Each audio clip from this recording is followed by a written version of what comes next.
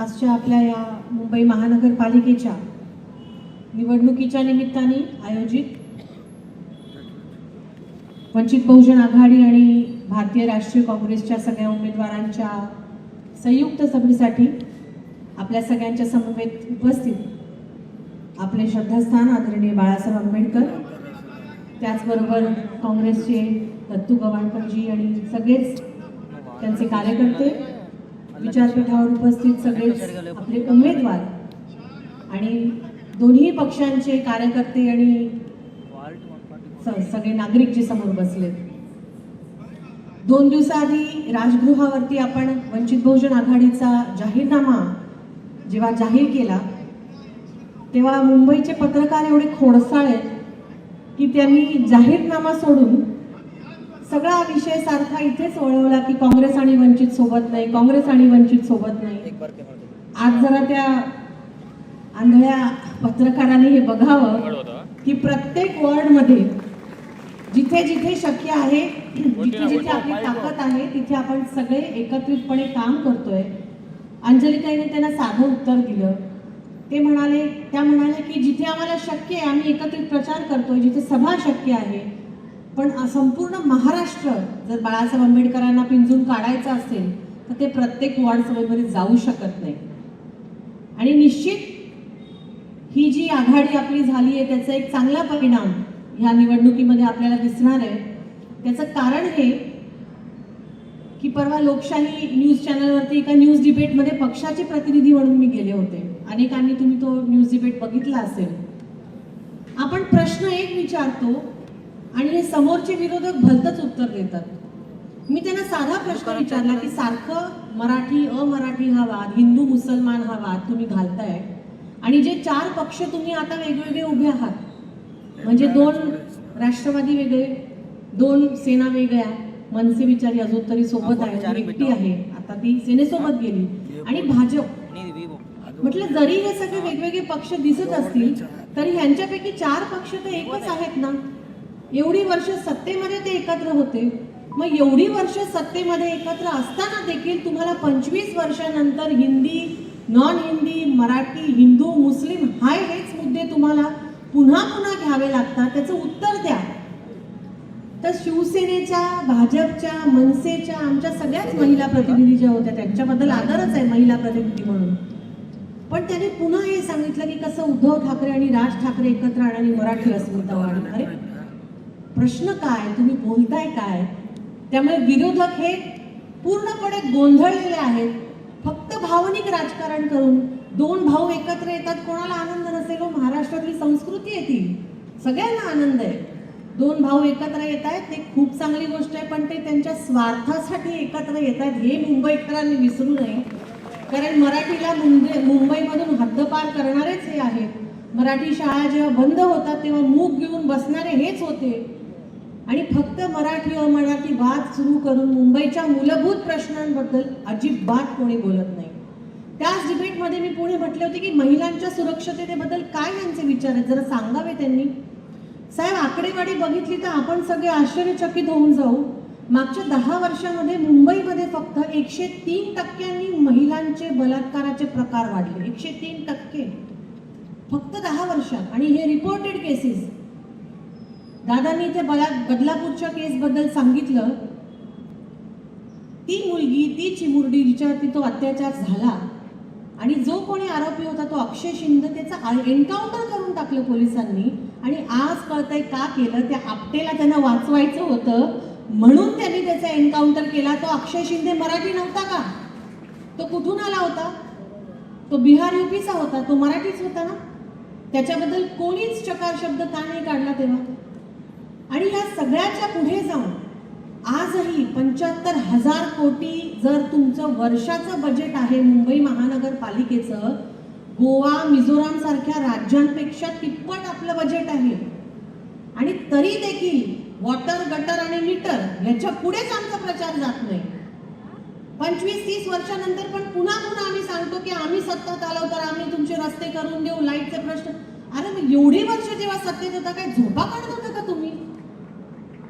तुमचे जे हे निवडणूक येतील ना जेव्हा तुमचे सगळे हे प्रतिनिधी तुमच्याकडे, त्यांना खरंच हा प्रामाणिक प्रश्न विचारा. आणि जसं त्या विचारा शिवसेनेच्या आणि भाजपच्या महिला मला उत्तर देऊ शकल्या नाही ना, यांचंही तुम्ही रेकॉर्ड करा की काय उत्तर देतात ते, आणि व्हायरल करा जरा तुमच्या पद्धतीने. यांना असं आपण जोपर्यंत एक्सपोज करत नाही ना तोपर्यंत यांना आदर घडणार नाही. पुन्हा तेच बोलून पुन्हा तेच इमोशनल मुद्दे करून आपल्याला उल्लू बनवायचं काम निश्चित या सगळ्यांनी सुरू केलंय. आणि ते स्वतःमध्ये पण एवढे कन्फ्यूज झालेत. कालच्या एका बातमीमध्ये मी बघितलं, आता शिंदे सेना आणि भाजप इथं एकत्र आहे ना, आहे की नाही? तर ते वेगवेगळे लढतायत, एकत्र लढतायत ना.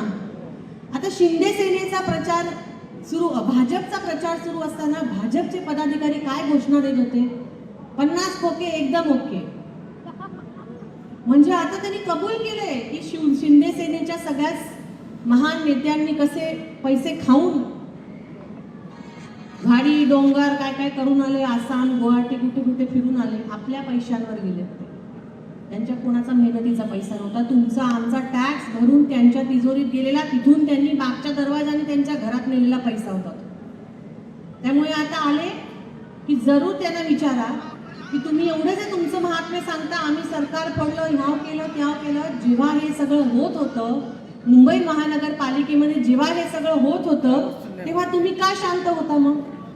आणि आज फोडाफोडी करून हेच सगळे भ्रष्ट नगरसेवक पुन्हा भाजप आणि शिंदे सेनेत गेलेत की नाही गेले? म्हणजे इथून पण तुम्ही तिथून पण तुम्ही, मग काय तुमचं म्हणणं काय आहे नेमकं? या सगळ्यामध्ये ना मला खरंच अभिमान वाटतो की एक पक्ष जो सातत्याने ती भूमिका मांडतोय, सातत्याने लोकांच्या बाजूची भूमिका मांडतोय, सातत्याने वंचितांची भूमिका मांडतोय, सातत्याने मुंबईची भूमिका मांडतोय, तो म्हणजे वंचित बहुजन आघाडी श्रद्धेय बाळासाहेब आंबेडकर. अदानीच्या ऑफिसवरती, टोरंटच्या ऑफिसवरती कोणी जर मोर्चा काढला असेल ते म्हणजे आपले वंचितचे कार्यकर्ते होते. SRAचा मोर्चा जो काढला स्नेहलताई आणि त्यांच्या सगळ्या सहकार्याने तुम्ही बघितलं असेल ते सगळे वंचितचे कार्यकर्ते होते.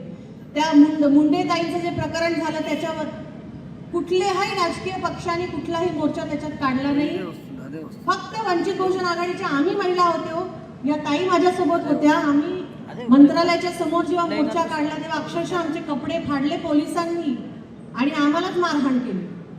ती जी बलात्कार पीडित महिला होती जिने सुसाईड केलं तिच्यासाठी आम्ही तिथे काहीतरी मागायला गेलेलो आणि त्यांनी आम्हालाच मारलं. म्हणजे इतक्या विचित्र प्रकारचं राजकारण हे आपल्याला आता सुरू आहे महाराष्ट्रामध्ये, मुंबईमध्ये. आणि त्याच्यामध्ये एक आशेची किरण म्हणजे वंचित बहुजन आघाडी आणि भारतीय राष्ट्रीय काँग्रेस यांची जी आघाडी झाली आहे ही खरंच त्याच्यातली आशेची किरण आहे.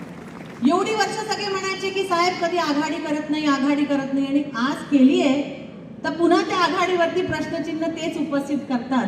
त्यामुळे आपण सगळ्या कार्यकर्त्यांनी अगदी मनामध्ये अजिबात कुठलं कन्फ्युजन ठेवायचं नाही, अगदी धैर्याने निष्ठेने पुढे जायचं, सगळ्यांना एकत्र घ्या.